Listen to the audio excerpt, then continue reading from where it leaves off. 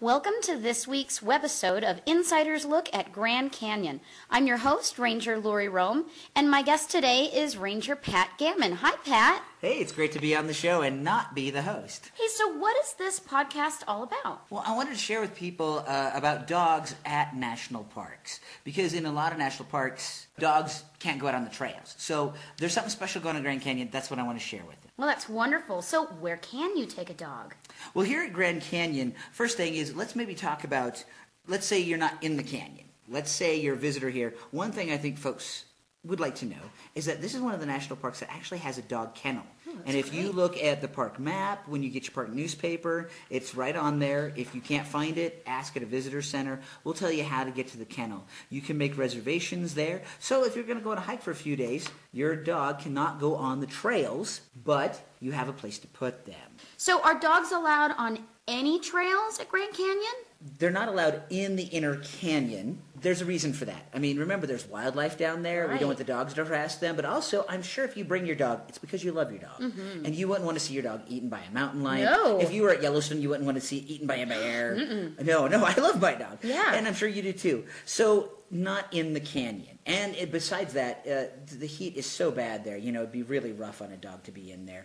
But on the rim, now let's first thing, North Rim has a bunch of backcountry trails on the North Rim, and dogs can't be there. But here on the South Rim, because there's Grand Canyon Village, because we have a lot of paved trails, we have 12 miles of trails on the South Rim where dogs can go. Oh, that's great. The thing is, it's an interface, just like there's a little town, Grand Canyon Village here. They're on the paved trails, but think of it just like if you're at home. You know, you've got to take care of your dog. You've got to clean up after it. Oh, yeah. You know, bring those plastic bags. And then when you're here, you're like, well, what am I going to do with that? We've got garbage cans everywhere. Make sure that you dump that in a nice sealed plastic bag, any dog droppings, in a garbage can that's outdoors, never in an indoor garbage can. You know, I think that's the best thing to do.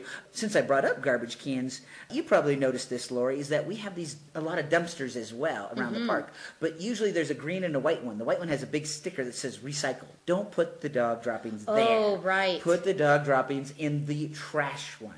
So sense. Any outdoor trash thing that doesn't say recycle is okay for dog droppings. In addition to that, there's a lot of people on our trails, and there's a lot of other people that love to bring their dogs as well. So let's say you're on the South Rim, you're on one of the paved trails. Make sure for your dog's safety, you have it on a leash, and for the other visitors, other dogs, the friendlier your dog is, the better. If you know that your dog likes other male dogs or female dogs, keep that in consideration. Keep your dog on a short leash until you've met the other dogs. This is common, take care of your dog sort of stuff. Oh, yes. And I feel it's really great. Of all the parks I've worked at, we have a park where you can bring your dog. Oh, it's wonderful. Now, that's great. We can hike on the Rim Trail on the South Rim with our dog. What about the bus, though? Can they come back on the bus? That's a real important question. If it's a service dog, yes. Okay. But if it's not a service dog, and all service dogs actually are marked service dogs. Yeah. You know, you might think your dog is your service dog because it's your best friend and, you know, you love your dog. And I would love to say that about mine, but they're not. They're not. You know, there's certain people that need them, and they will be clearly marked. Okay. So, but, you know, a lot of folks that get on the bus, they might be allergic to dogs. So dogs are not allowed on the buses here. And I think that brings up a good point, is that we do have this one shuttle route called the Red Route. And there is the 7 miles out to Hermit Rest, 7 miles back, and there's a great trail out there. So some people, if you're just a hiker without any pets at all, a lot of people hike out the trail, and then they get on the bus to come back. Well, you couldn't do that with a dog. So make sure that you don't hike the whole 7 miles with your dog and think you're going to get a ride back. Oh, right. You know, make sure you know your dog. How old is your dog? How far can your dog hike? And how hot is it out there? Okay. So, yeah, so no dogs on the buses, but you can take them on that rim trail out to Hermit. What about some of the fun ranger programs? Could my dog go to those? Well, if you think your dog's friendly enough, like we've got all these nice ranger walks on the rim, they're great. Anything pretty much outdoors. So here's the key thing here is that we give these evening programs that are a lot of fun. When you get here in the paper, you'll see what time, what topic, all that. In the winter, it's indoors. So dogs not so good. But in the summer, we've got this great amphitheater. And if you think your dog's friendly, likes people, won't be barking during the program, You could bring your dog, actually, and a lot of rangers really love it when you bring your dog. It means like, hey, this is a fun, friendly dog. Well, what about any special places we could go with our dogs? Well, since you mentioned, there's one you'd have to inquire about. Okay. This isn't something in the newspaper or anything, but for your folks who really want to bring their dog here and have something special on the South Rim, there is one place, and it is a mile out and a mile back. And it's great for everybody because the dog gets a great walk. It's through a beautiful ponderosa pine forest. And when you get to the end, there's this incredibly special view of the Grand Canyon. It is called Shoshone Point. But I must tell you that Shoshone Point is our special use permit place.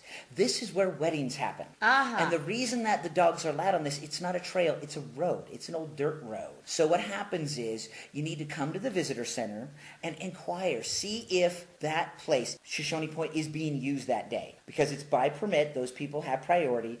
They do pay to use that area. And it might be a wedding, it might be a special function. Very great place. Picnic tables there and a restroom there. But when you go down there, of course, get your dog on the leash, bring the poop bags. One of the things that I do is that when you go out there, if your dog, defecates, put it in the bag, hang it in a tree, and you can get that on the way back. If you don't feel like carrying it for the whole hike, I understand. As long as we don't forget, huh? Do not forget that. Yeah, and as long as that we're good dog people. Yeah. And we clean up after ourselves, make sure that everybody that you meet has good interactions with your dogs, then this will continue at the South Rim to be a welcome thing to bring your dog, which I think is so rare and so awesome that we get to do at this park. Yeah. Sounds like Grand Canyon's a great spot for pets and people. That's right, Laurie.